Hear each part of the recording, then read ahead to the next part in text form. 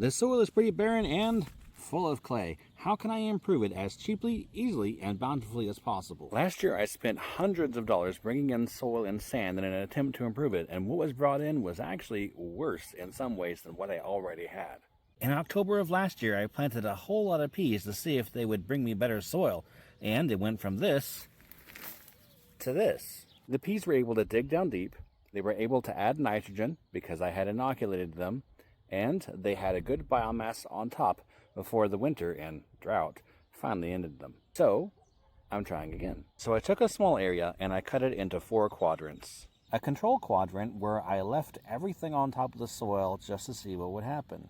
The next quadrant had its dry matter pretty much all removed. The next 2 quadrants were basically the same as quadrant 1 and 2, but I had put expanding soil over the top of them to see if that helped retain moisture and bring a better crop.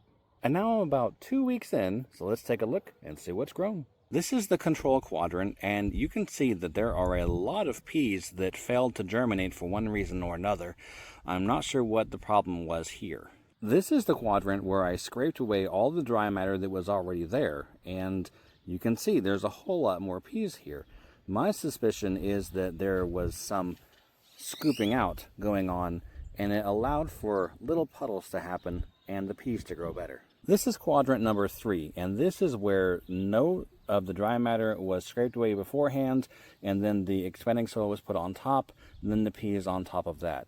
And you can see that it is better than the control. And this is quadrant 4.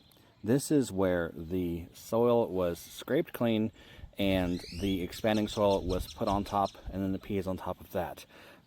My best guess for the variations is that there are just simply lumps and bumps here that I didn't account for in my experiment. Overall, these are the 4 quadrants, about a week and a half or so in. We'll see what they look like in the next weeks or so.